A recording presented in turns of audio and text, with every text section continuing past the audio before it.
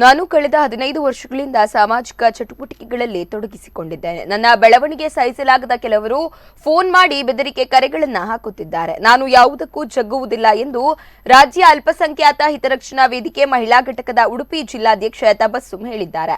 ಪತ್ರಿಕಾಗೋಷ್ಠಿಯಲ್ಲಿ ಮಾತನಾಡಿದ ಅವರು, ಅಲ್ಪಸಂಖ್ಯಾತರಿಗೆ ಸರ್ಕಾರದಿಂದ ಸಿಗುವ ಸವಲತ್ತುಗಳನ್ನು ಕೊಡಿಸುವಲ್ಲಿ ನಾನು ಸಹಾಯ ಮಾಡುತ್ತಿದ್ದೇನೆ. ಆಧಾರ್ ಕಾರ್ಡ್, ಪಾನ್ ಕಾರ್ಡ್, ಸರ್ಕಾರದ ಸಹಾಯಧನಗಳನ್ನು ಜನರಿಗೆ ತಲುಪಿಸುವ ಸೇವೆ ನೀಡುತ್ತಿದ್ದೇನೆ.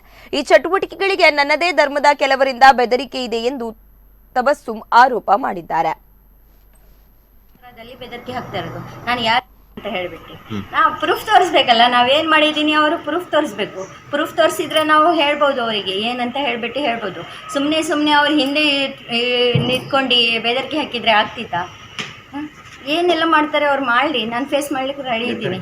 ಏನಿಲ್ಲ, ನನಗೇನಿಲ್ಲ, ಹೆದರಿಕೆನೇ ಇಲ್ಲ. ನಾನು ಅವ್ರು ಏನಂತ ಹೇಳುತ್ತಾ ಇದ್ದಾರೆ ಅಂದರೆ, ಅವ್ರಿಗೇನು ನೀನು ಹೇಗೆ ಇರ್ತೀಯ, ನೀನು ತುಂಬ ಜನರ ಹತ್ರ ನಿಮ್ಮ ಆಫೀಸ್ನಲ್ಲೆಲ್ಲ ಮೀಟಿಂಗ್ ಮಾಡ್ತೀಯ, ನಿಮ್ಮ ಜನಕ್ಕೆಲ್ಲ ಸೇರಿಸ್ಕೊಳ್ತೀಯ, ನೀನು ಯಾರ್ಯಾರಿಗೋ ಇದು ಅಮೌಂಟ್ ತೆಗಿತಿದೆಯಾ, ಆ ಥರದಲ್ಲಿ ಬೆದರಿಕೆ ಹಾಕ್ತಾ ಇರೋದು. ನಾನು ಯಾರ ಹತ್ರ ಅಮೌಂಟು ತೆಗ್ದಿಲ್ಲ, ನಾನು ಯಾರ ಹತ್ರ ಇದು ಸಹ ಮಾಡಿಲ್ಲ. ನಾನು ಸಂಘ ನಡೆಸ್ತಾ ಇರೋದು. ನಾನು ಇದರಲ್ಲಿ ಏನಂದರೆ, ನಮ್ಮ ಮೆಂಬರ್ಶಿಪ್ಪಿಗೆ 250 ರೂಪಾಯಿ ಮೆಂಬರ್ಶಿಪ್ ತೊಗೊಳ್ತೀವಿ ನಾವು, ಮೆಂಬರ್ಶಿಪ್ ಚಾರ್ಜ್. ಅದನ್ನು ತೊಗೊಂಡಿದ್ದಕ್ಕೆ ಅವರು ಅದನ್ನು ಮಾತಾಡ್ತಾರೆ.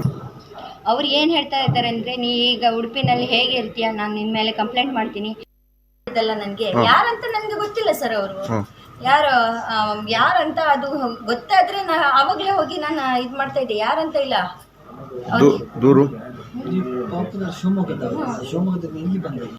ಸೇರ್ಕೊಂಡಿದ್ದೆ ಬಿಜೆಪಿನಲ್ಲಿ ಸೇರಿ ಆದಷ್ಟು ನಾನು ವರ್ಕನ್ನು ಮಾಡಿ ನಾನು ಬಿಟ್ಟೆ ಬಿಜೆಪಿ ಬಿಟ್ಟೆ.